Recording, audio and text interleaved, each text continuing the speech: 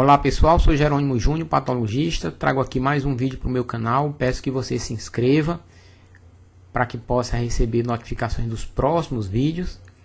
E caso você goste dessa aula, que você compartilhe com seus amigos. Hoje trataremos das lesões serrilhadas intestinais. Qual a importância desse assunto? Durante muito tempo, as lesões que hoje nós diagnosticamos como lesões serrilhadas eram diagnosticadas como pólipo hiperplásico. Desde a primeira vez que foi utilizado o termo pólipo hiperplásico, em 1929, por patologistas alemães, durante quase um período de 70 anos, essas lesões eram consideradas lesões sem nenhum potencial maligno.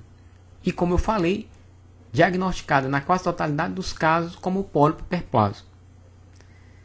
Até surgir esse trabalho em 1996, por Torlakov e Knov, estudando 6 pacientes com polipose hiperplásica associada a adenocarcinoma e focos adenomatosos, eles viram que os pólipos desses pacientes eram de fato adenomas serrilhados. E que utilizaram o termo polipose adenomatosa serrilhada, chamando a atenção para a importância de distinguir essa polipose da polipose hiperplásica, justamente pelo fato da possível associação com adenocarcinoma. Digamos que a partir desse trabalho foi dada a largada para que novos estudos ocorressem, até culminar com o que hoje nós conhecemos dessa segunda via para o surgimento do câncer coloretal, que é a via serrilhada. Evidências que apoiaram e que apoiam a via serrilhada para o surgimento do câncer do carcinoma coloretal é que os pacientes com numerosos pólipos serrilhados têm o maior risco para o carcinoma coloretal. Os pólipos serrilhados grandes estão associados a pólipos avançados e carcinoma coloretal. Que pólipos serrilhados estão presentes em áreas que posteriormente surgem o carcinoma coloretal. Pacientes com carcinoma coloretal frequentemente têm pólipos serrilhados em outros lugares do cólon. E que pólipos serrilhados podem desenvolver displasias e são vistos na adjacência de alguns carcinomas coloretais. E pela semelhança molecular que existe entre os pólipos serrilhados e os carcinomas coloretais. De forma que hoje nós reconhecemos que em torno de 20 a 25% dos cânceres coloretais esporádicos originam-se via lesão serrilhada. Então, como eu disse, durante muito tempo, a quase totalidade dos casos era diagnosticado como pólipo hiperplásico. E essas lesões eram consideradas lesões sem nenhum potencial maligno. Hoje nós sabemos, estudando a via serrilhada de surgimento do carcinoma coloretal, de que a partir de uma mucosa normal podem surgir mutações de BRAF e hipermetilação que podem levar ao surgimento de uma lesão serrilhada céssio, né?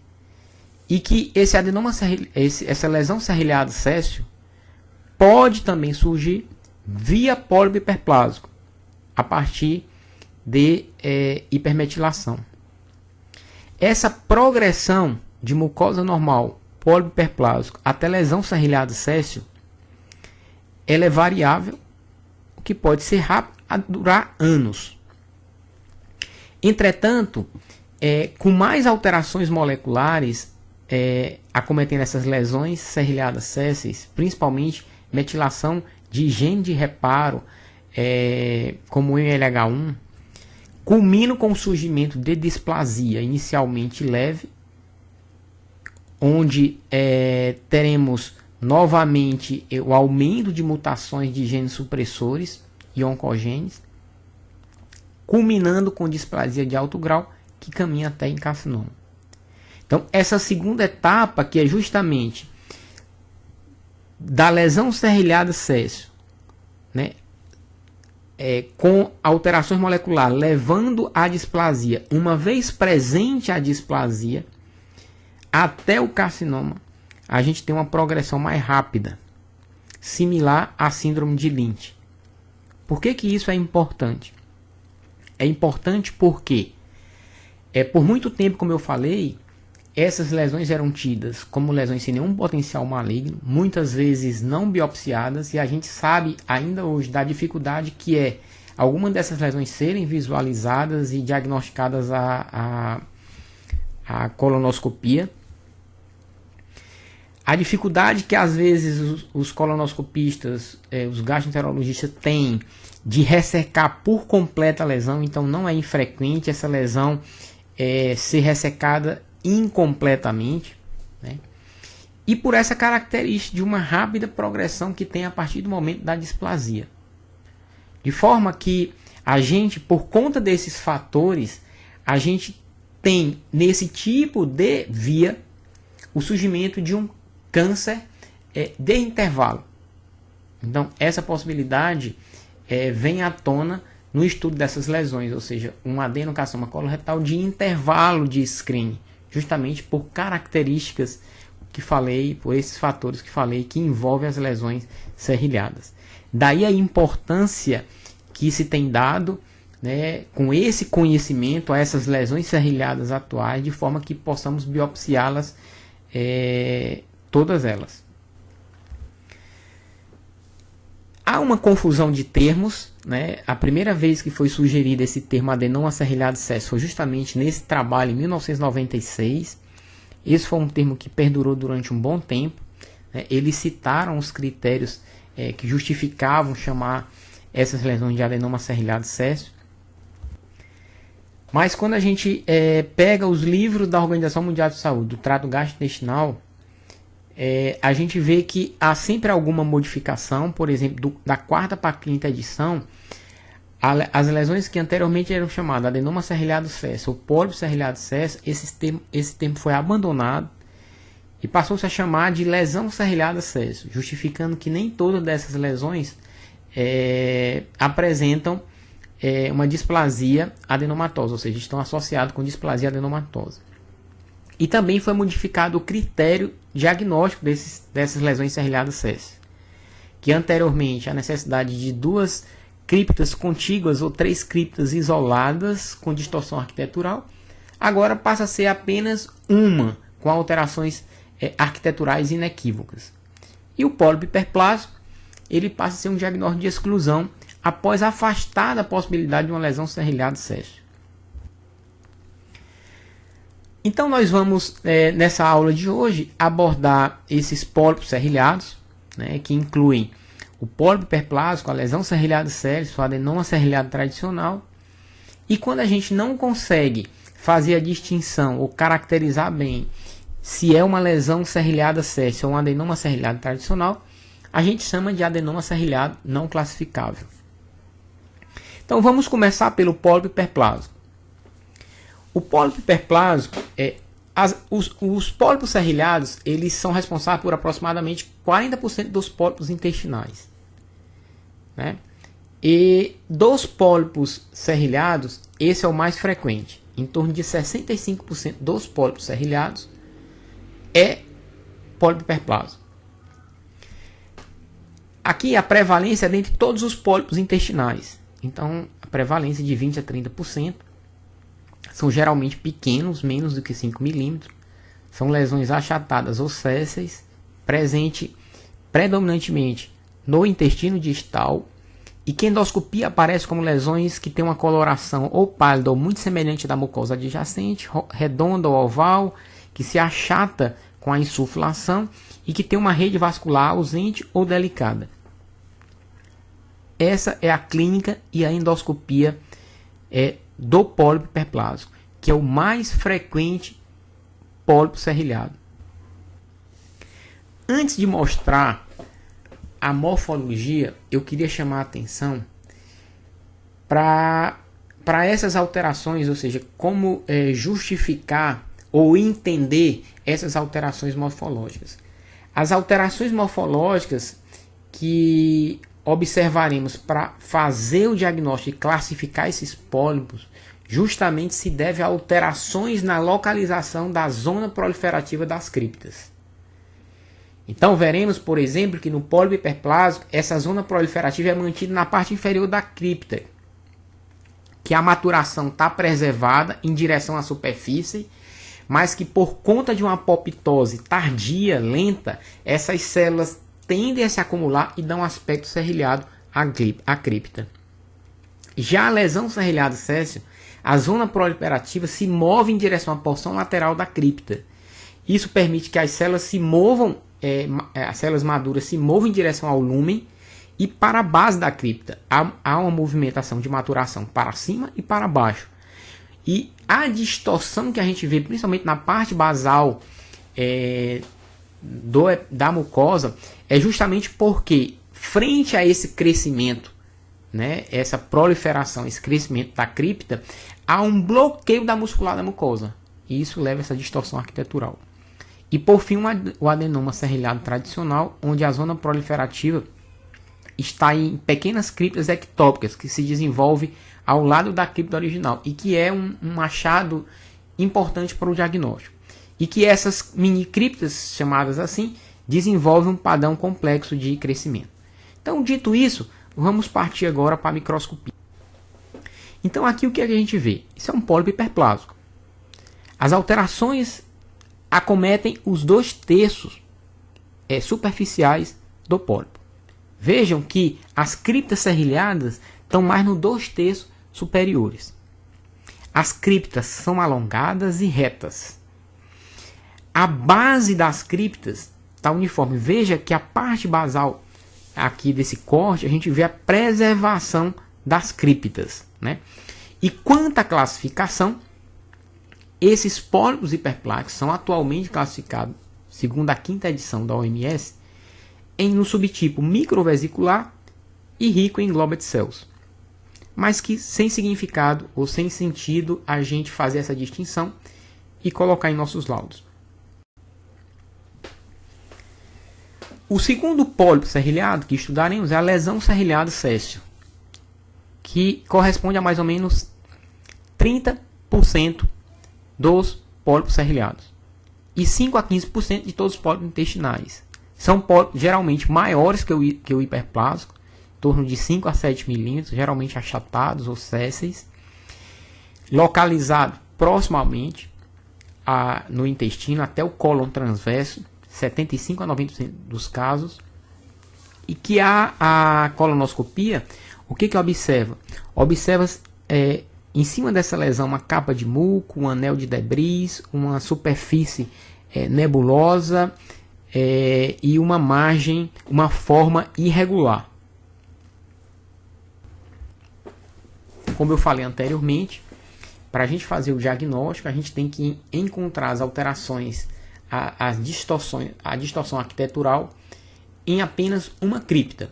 Ao contrário da definição anterior para o diagnóstico, que exigia 2 criptas contíguas ou 3 criptas isoladas. Não é mais necessário. Basta alterações inequívocas em uma cripta. E você vai observar uma horizontalização dessas criptas. As criptas passam a estar mais dilatadas no seu terço basal. Um serrilhamento que se estende para o terço basal das criptas. A gente pode ver ramificação da cripta, mas esse não é mais um critério, vamos dizer, que seja necessário para se fazer o diagnóstico, já que isso a gente pode também observar em pólipos hiperplásicos. Outros achados associados a uma lesão hiperplásica é prolapso, pseudoinvasão da mucosa e uma proliferação estromal, né, incluindo perineural e lipomatose, o que se acredita que seja uma resposta, né, essas lesões, principalmente perineural, que a gente vê de vez em quando perineurinoma associado a lesões hiperplásicas, se acredita que sejam respostas estromais a essas alterações epiteliais serrilhadas, ao invés de uma verdadeira neoplasia, e que não tem significado. Aqui a morfologia, a gente vê a distorção arquitetural, a gente vê um serrilhamento presente ao longo do inteiro comprimento de algumas das criptas. É importante chamar a atenção para isso.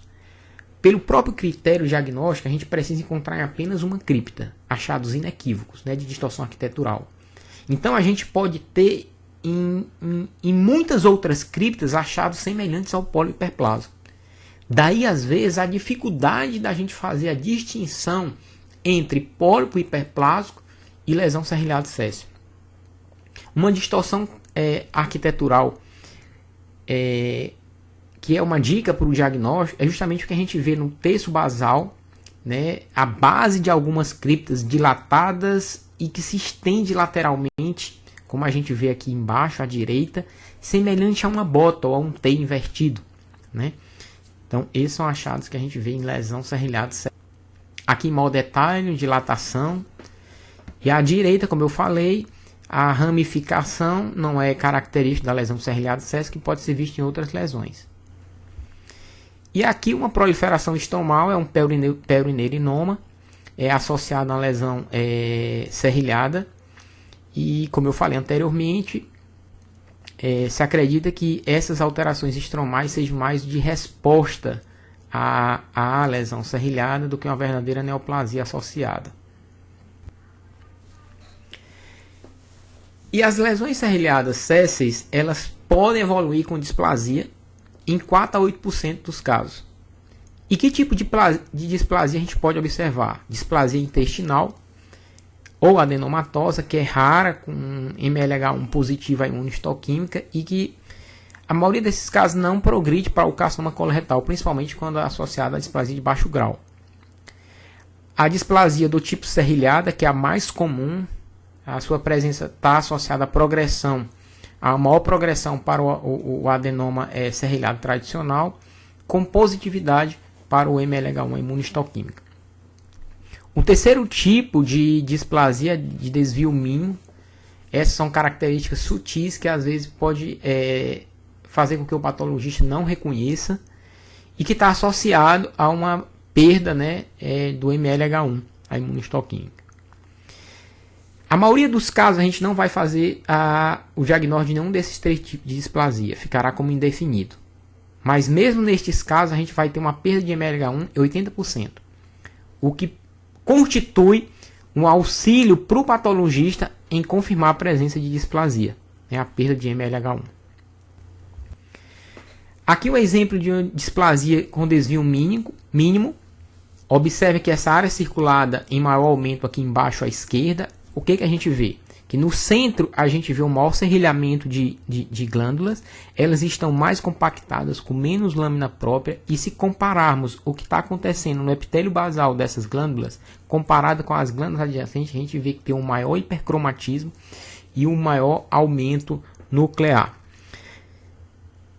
E feito a imunistoquímica, a gente constata que há uma perda de MLH1 nessa área displásica, o que reforça o diagnóstico. Aqui um outro tipo de displasia, que é a displasia serrilhada, que é a mais comum, caracterizada por esse aspecto bem eosinofílico, né, com citoplasma bem abundante dessas células, com núcleos vesiculosos e nucleolo proeminente. E nesses casos, se a gente for fazer, a imunistoquímica está positivo o MLH1. E por fim, um tipo mais raro de displasia, que é a displasia adenomatosa ou intestinal. Caracteristicamente esse aspecto no topo, com os achados citológicos semelhantes ao que a gente vê no convencional e com positividade para o MLH1. E por fim, o adenoma serrilhado tradicional, que corresponde a mais ou menos 5% de todos os pólipos serrilhados, né, e menos de 1% dentro dos pólipos intestinais. São maiores que as lesões serrilhadas sésseis, normalmente polipóides ou pedunculados, e principalmente distal. Então, distal a gente vai ter preferencialmente pólipo hiperplásico e adenoma serrilhado tradicional. E como lesões proximais, as lesões serrilhadas sésseis. Então, esses adenomas serrilhados tradicionais são pólipos vilosos com células exibindo intensa eosinofilia citoplasmática e núcleos alongados, e que tem como um padrão de serrilhamento distinto a presença de criptas ectópitas. E como eu falei, é um achado para alguns importante para o diagnóstico. Como dito anteriormente, embora pareça tudo muito bem organizado quando a gente está explicando, na prática, às vezes o patologista tem dificuldade em fazer a distinção entre uma lesão e outra. Da mesma forma como eu citei em relação ao pólipo hiperplásico. Aqui também, às vezes, você tem lesões com características ali indefinidas entre lesões serrilhadas sésseis e adenoma serrilhado tradicional. a recomendação nesses casos é que nessa situação de dúvida você denomine a lesão como adenoma serrilhado tradicional. E que se você não encontra nenhum achado de lesão serrilhado SES ou adenoma serrilhado tradicional, aí entra na quarta categoria, que é o adenoma serrilhado não classificado. Aqui o aspecto, como eu falei, essas lesões são lesões vilosas, onde essas criptas são serrilhadas, né, com esses núcleos bem alongados, como se fossem lápis. O citoplasma amplo e eosinofílico, né, bem abundante, e a gente vê a presença de criptas ectópicas, né? Essa aqui está a alteração de zona proliferativa da lesão, né? Nessas mini criptas que se localizam adjacentes às criptas originais, e que a presença dessas mini criptas é importante e um critério diagnóstico para alguns autores para a gente denominar essas lesões como adenoma serrilhado tradicional. E os adenocarcinomas serrilhados, como eu falei, 20 a 25% dos cânceres coloretais surgem, 20 a 25% dos carcinomas coloretais esporádicos surgem via serrilhada, mas não necessariamente esses adenocarcinomas têm a morfologia serrilhada. O que é essa morfologia serrilhada? É serrilhamento epitelial, citoplasma claro eosinofílico, citoplasma abundante, núcleo vesiculoso, menos de 10% de necrose, presença de mucina, bolsel e papila nas áreas mucinosas. Esses são achados que, quando presente, a gente caracteriza tal lesão como tendo morfologia serrilhada. Aqui o aspecto, né, de um adenocarcinoma, onde fica bem evidente, principalmente nessa glândula central, um serrilhamento, né, uma maior eosinofilia citoplasmática. Esse é um adenocarcinoma com morfologia serrilhada. E falando um pouco de riscos, né, riscos não modificados. Sabe-se que pacientes brancos com carcinoma coloretal prévio e com lesão serrilhada SES prévio são pacientes com riscos não modificáveis, ou seja, são de risco para o surgimento de pólipos serrilhados. A idade, ao contrário dos adenomas convencionais, sabe que embora os pacientes abaixo de 50 anos tenham menos incidência, menor risco para o surgimento desses pólipos, a partir de 50 anos não há aumento com a idade.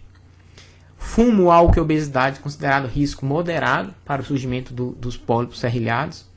E se sabe que lesões serrilhadas SES, adenomas serrilhados tradicionais, estão associados com o surgimento de neoplasias sincrônicas e metacrônicas.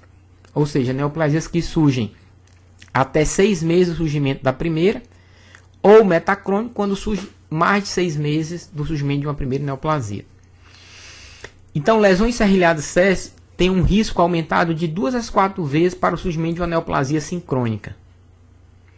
E as lesões serrilhadas sésseis e o pólipo hiperplásico têm um risco aumentado para o surgimento de um pólipo avançado ou um carcinoma coloretal metacrônico.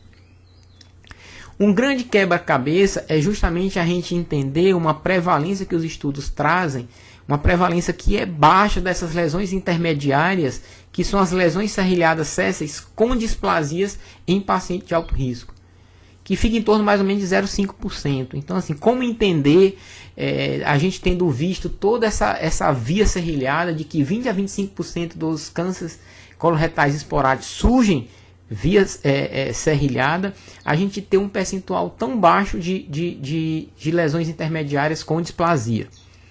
Os fatores que podemos aventar, um deles, né, não foi detectado a endoscopia. Como eu falei, pela rápida progressão, a partir do momento em que surge uma displasia, há um crescimento rápido, uma progressão rápida dessa lesão e uma janela muito curta para se detectar, né? Então, a gente pode ter aí, como eu expliquei, o surgimento de um câncer aí no intervalo de screening, né?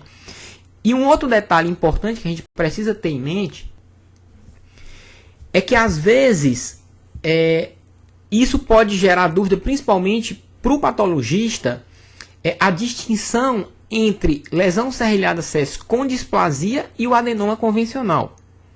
Porque, vejam só, a lesão serrilhada SES com displasia, ela tem um aspecto de um ovo, onde a gema se concentra a área de displasia.